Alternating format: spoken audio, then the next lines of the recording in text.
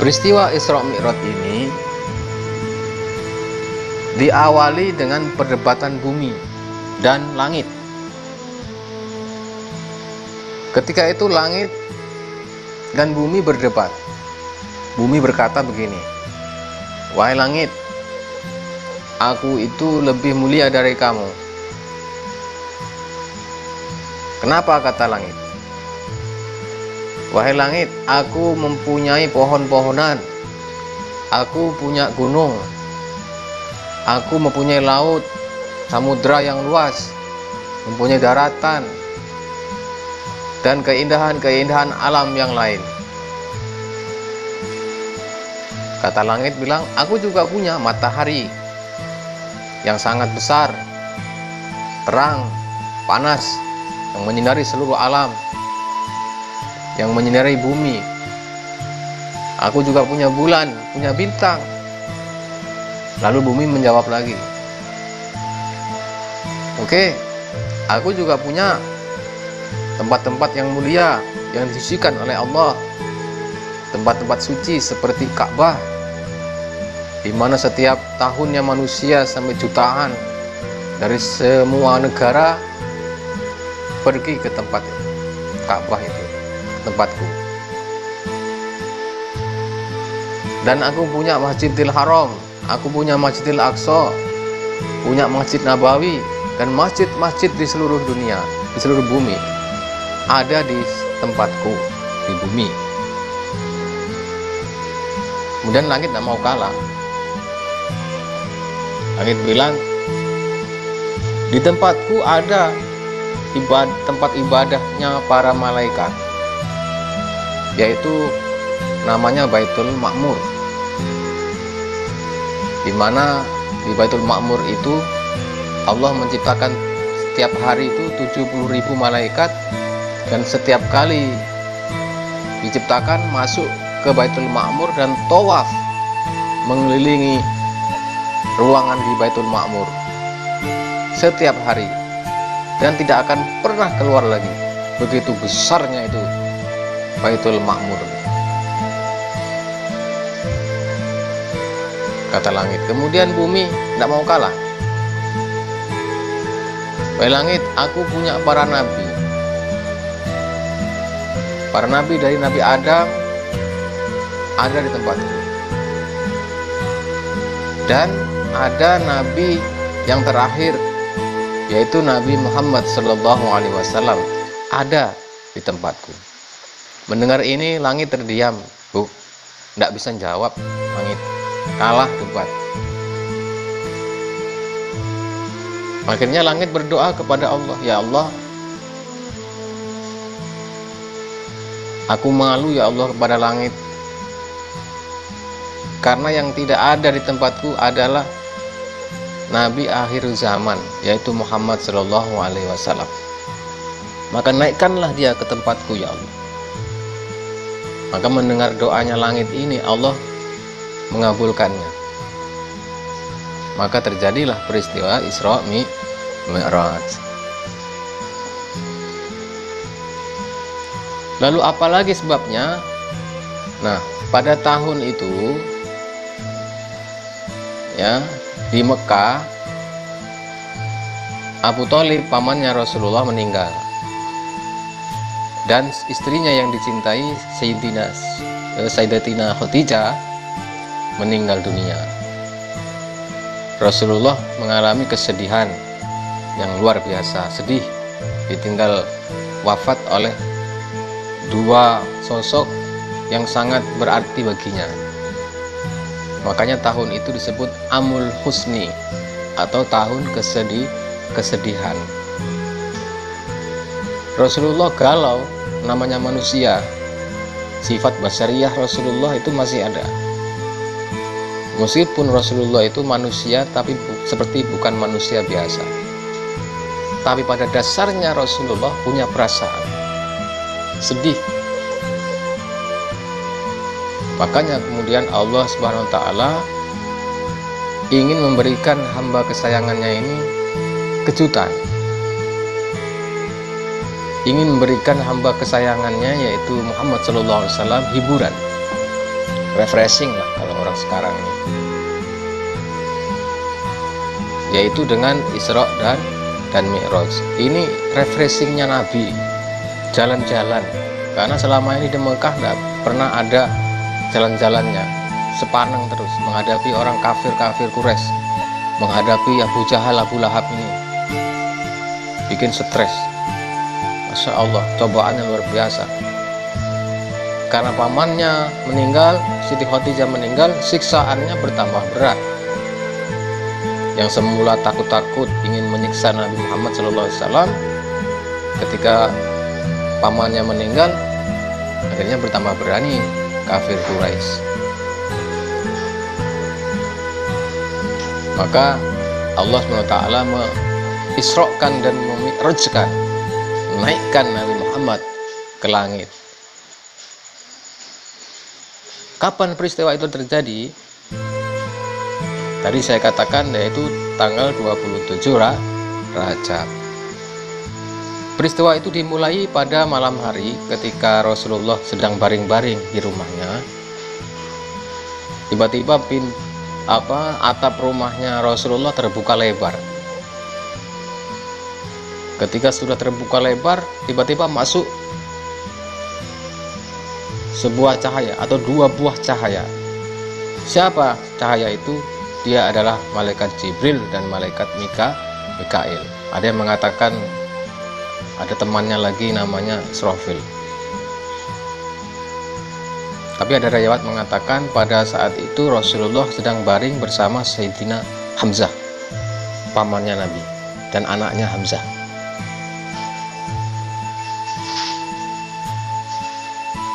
Ketika Jibril datang, kemudian Nabi Muhammad SAW diajak oleh Jibril, "Ya Muhammad, ikut saya." "Mana Jibril?" "Ikuti saja." Kemudian Rasulullah ikut dan disuruh untuk berbaring. Kemudian Rasulullah dibedah. Pembedahan ini terjadi dekat sumur Zam-Zam, di dekat Hijr Ismail. Kemudian dibedah dari bawah tenggorokan sampai bawah perut. Dikeluarkan hatinya, dibersihkan, kotoran-kotorannya dalam badan ini dibersihkan. Kemudian dimasukkan ilmu, hikmah, cahaya yang ditempatkan di sebuah piring emas atau mangkok yang terbuat dari emas. Kemudian dimasukkan ilmu, dimasukkan hikmah, cahaya, keyakinan. Kemudian dijahit kembali, utuh sejak kala, ada bekas. Jadi Rasulullah itu mengalami pembedahan dua kali, Bapak Ibu. Pertama ketika beliau masih kecil, ketika diasuh oleh Halimatus Sa'diyah, dibedah oleh malaikat Jibril. Yang kedua ketika mau Isra Mi'raj, dibedah, keluarkan kotoran-kotoran dalam badan. Makanya Rasulullah itu suci, bersih, tanpa dosa. Hatinya itu bagaikan permata, akhlaknya luar biasa. Karena manusia pilihan, tidak sama dengan kita. Kita ini penuh dengan kotoran. Ya maaf saja. Apalagi ibu-ibu, ya Bu ya, merasa tidak punya dosa, banyak dosanya Bu. Kita semua banyak dosa. Apalagi kalau sudah nggak merasa banyak dosa, dosanya segunung. Nah, Rasulullah dibedah oleh malaikat Jibril, dimasukkan ilmu, dimasukkan hikmah, dimasukkan keyakinan. Seandainya Rasulullah ketika Isra Mi'raj itu tanpa dimasukkan ilmu, keyakinan, maka Rasulullah pasti hancur. Karena naik ke langit dalam waktu sepertiga malam itu adalah kecepatannya super cepat, lebih cepat dari cahaya. Makanya Rasulullah kemudian naik buruk. Ketika sudah dicuci hatinya, jahit, kemudian Rasulullah dipersilakan untuk naik kemana? Naik kendaraan. Kendaraan itu namanya buruk. Buruk itu kendaraan seperti kuda setengah bakhol, keledai. Nah, kalau meloncat, kalau berjalan itu satu kali langkah sejauh mata memandang. Kakinya buruk nih. Karena buruk ini kendaraan super cepat. Kecepatan kita sekarang kecepatan cahaya. Ada pesawat siluman itu ya hampir menyamai kecepatan cahaya, tapi belum bisa menyamai cahaya. Tetapi buruk ini melebihi kecepatan cahaya. Karena dinamakan al-barkun, itu bahasa Arabnya adalah kilat. Cepatnya bukan main. Bentuknya warnanya putih ya, warnanya putih, bentuknya seperti setengah kuda, setengah keledai. Kok ada orang yang bilang seperti kuda, punya sayap, wajahnya seorang perempuan cantik? Ini adalah mitos. Ini adalah penghinaan kepada Rasulullah SAW. Masa Rasulullah naik orang cantik? Bagaimana sih? Jangan dipercaya. Buruk itu bentuknya kuda. Ada yang meriwayatkan punya sayap. Ya, setengah kuda, setengah keledai. Kemudian Rasulullah SAW naik di atas buruk. Ketika naik, kemudian Rasulullah diajak oleh malaikat Jibril, siap Rasul, siap wahai Jibril. Maka terbanglah Rasulullah. Dari mana? Dari Masjidil Haram, yaitu kota Mekah. Mau kemana? Tujuannya mau ke Palestina, mau ke Masjidil Aqsa. Itu negaranya namanya Palestina sekarang. Di antara perjalanan Masjidil Haram ke Masjidil Aqsa ada banyak kejadian. Maka Allah gambarkan. Maka dalam ayatnya, linuriyahu min ayatina. Maka aku lihatkan kepada Muhammad ini ayat-ayat kami, tanda-tanda, gambaran-gambaran manusia. Yang pertama, Rasulullah SAW melihat orang panen. Habis panen, ya nanam dulu, tanam, kemudian panen, tanam, panen. Satu biji padi tiba-tiba berbuah banyak, panen tanpa berhenti. Kemudian Nabi bertanya kepada Jibril, wahai Jibril, ini apa? Kok ada orang nanam padi belum berapa detik sudah panen? Kata Jibril, ya Rasul, ini adalah gambaran orang yang berjuang di jalan Allah. Orang yang menyedekahkan hartanya, jiwanya untuk agama Allah. Maka dia akan mendapatkan 700 kali lipat tanpa nunggu waktu. Jadi langsung Allah berikan. Masya Allah, luar biasa. Berjuang di jalan Allah, pahalanya begitu besar, Bu. Ini gambarannya.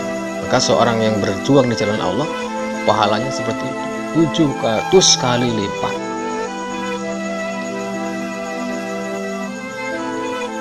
Kemudian Rasulullah SAW mulai melanjutkan perjalanan. Nah, di tengah jalan Rasulullah melihat ada orang yang aneh. Anehnya bagaimana?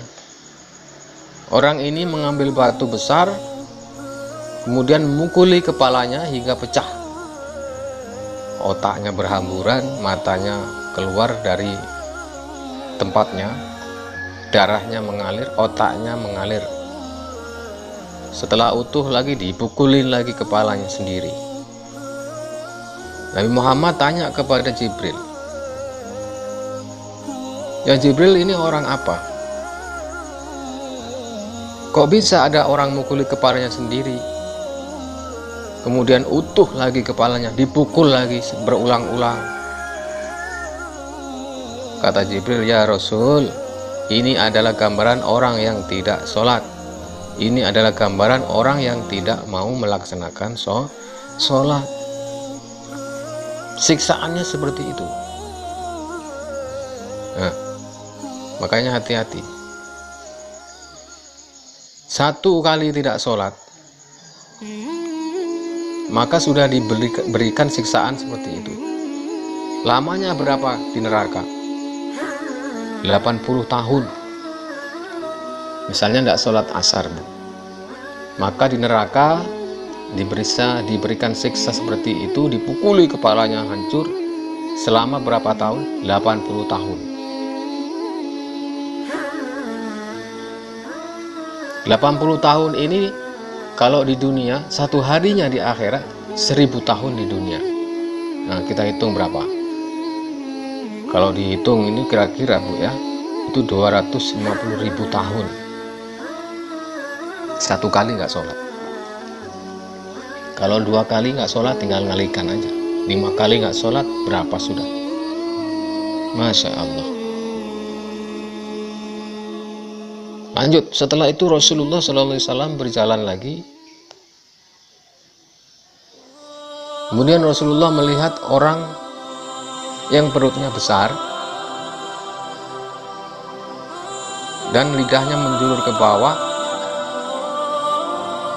ya, berbau busuk. Tiba-tiba dari perutnya ini keluar ular yang mengeluarkan isi perutnya, yang mencabik-cabik badannya. Rasulullah kaget, ini apa lagi ya Jibril? Kenapa ada orang yang seperti itu, tersiksa begitu? Kata Jibril, "Wahai Muhammad, itu adalah orang yang suka makan riba, makan harta anak yatim. Makanya perutnya yang besar, isinya ular. Dicabik-cabik sendiri oleh ular itu." Masya Allah. Kemudian Rasulullah pun melihat, ketika berjalan lagi, Rasulullah melihat ada orang ini ya, makan daging busuk. Sudah ada belatungnya, busuknya luar biasa. Dimakan, meskipun dia nggak suka, dipaksa makan. Sedangkan di sampingnya ada makanan lezat, ada sate guling, ya, ada kambing guling, bumbu-bumbunya yang enak, lezat. Tapi tidak mau dia makan daging busuk. Rasulullah heran, tanya kepada Jibril, "Wahai Jibril, ini orang apa?" Kata Jibril, "Ya Muhammad, ini adalah orang yang suka berselingkuh, berzina. Ya, sudah punya suami, masih mau berzina dengan orang lain. Dan sudah punya istri, tapi masih mau berzina dengan perempuan lain." Maka digambarkanlah seperti itu. Sudah ada makanan enak, makan lezat, daging matang, malah ingin daging mentah yang busuk. Banyak sekali kejadian-kejadian. Tapi kalau diceritakan di sini tidak cukup, Bu. Waktunya ya asar nanti, tidak cukup. Kemudian Rasulullah SAW berjalan lagi, dan Rasulullah tiba-tiba mencium bau harum yang luar biasa.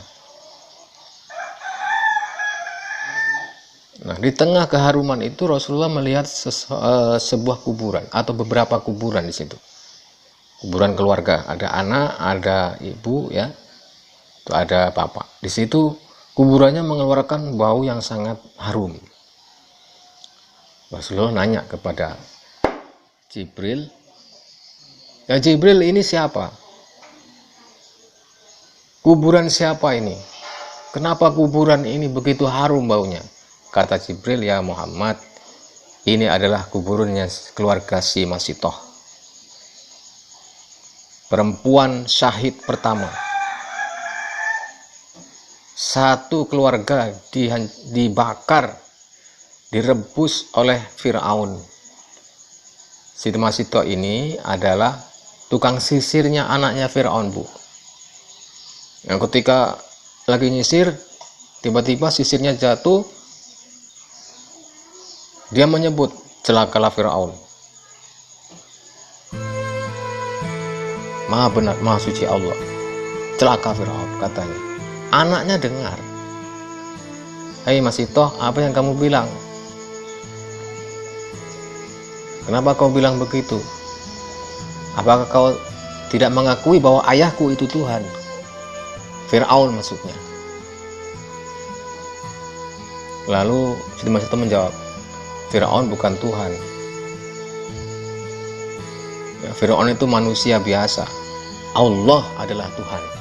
Tuhannya Firaun dan Tuhannya kita semua. Akan kulaporkan kamu sama bapakku, kata anaknya. Kemudian dilaporkan, dihadapkan oleh Firaun. Firaun maksa, keluar kamu dari agamamu, sembahlah aku, kata Firaun. Masitoh tidak mau, Bu. Tidak, meskipun nyawa taruhannya. Oh, akhirnya apa? Diancam, kalau nggak mau masuk ke agama saya, maksudnya menyembah Firaun, kubunuh kamu. Tapi sebelum itu anakmu dulu saya bunuh, semua keluarga. Ya, kemudian direbuslah minyak di kuali yang besar, satu persatu. Pertama anaknya masuk, suaminya masuk.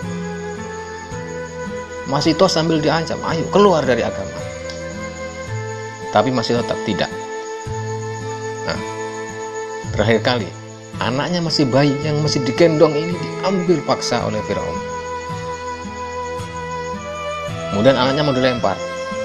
Masitoh, ini anakmu masih bayi, keluar dari agama, sebutlah aku sebagai Tuhan. Siti Masitoh terdiam, menangis dia. Tiba-tiba anaknya bisa bicara, Bu. Wahai ibu, jangan gundah, jangan ragu, Allah akan membalas dengan surga. Masya Allah. Mantapkan hati Masitoh. Kemudian Masitoh tetap dengan pendiriannya, dibuang bayinya ini menggelepar mati di minyak yang sangat panas. Kemudian yang terakhir adalah Masitoh dengan mengucapkan La ilaha illallah, meninggal sekeluarga dalam keadaan syahid. Baunya hingga hari kiamat tercium oleh penduduk langit. Masitoh, sekelumit cerita tentang Masitoh. Kemudian Nabi SAW berjalan lagi. Kemudian Rasulullah SAW pada waktu itu ingin istirahat. Ya, Jibril, istirahat sebentar. Ya, singgah. Rasulullah kemudian singgah di sebuah tempat, di mana tempat itu subur, banyak pohon kurma. Dan beliau sholat 2 rakaat di situ. Malaikat Jibril kemudian berkata, wahai Muhammad, tahukah tempat apa ini? Kata Rasul, tidak. Ini tempat apa ya Jibril? Ini adalah Madinah, tempat engkau nanti hijrah, di tempat ini. Oh ya, namanya Yasrib pada waktu itu. Madinah itu belum Madinah ya. Ketika Nabi sudah pindah, baru disebut Madinah, Bu. Ngantuk, Bu, ya? Oh ya, kalau ngantuk, nah, waktunya nih sudah tinggal 5 menit. Saya lanjutkan sebentar, Bu, ya. Oke, mungkin tidak sampai selesai, tidak apa-apa, karena waktunya memang sebentar. Kemudian Rasulullah melanjutkan perjalanan dan singgah lagi, ya, Rasulullah di sebuah tempat namanya adalah di Tur Sina. di sebuah tempat namanya di bukit, namanya Bukit Tursina, di mana Nabi Musa menerima wahyu dan berdialog dengan Allah secara langsung. Makanya Nabi Musa disebut kalamullah. Rasulullah kemudian sholat 2 rakaat, ya. Setelah itu melanjutkan lagi perjalanan dan singgah lagi. Disinggah lagi di sebuah tempat namanya Madian, negeri Madian. Rasulullah bertanya pada waktu itu, ya Jibril, ini tempat apa ini? Ya Rasulullah, ini adalah negeri Madian, di mana Nabi Musa pernah dikejar-kejar, mau dibunuh oleh Firaun karena telah membunuh anak Qibti. Dia lari, duduk di bawah pohon Musa. Ada namanya pohon Musa, Bu, di negeri Madian. Sekarang masih ada. Pohon itu sudah umurnya ribuan tahun. Dan Rasulullah bersandar duduk di pohon Musa tadi. Disinilah Musa bertemu dengan anak seorang nabi namanya Nabi Su'aib.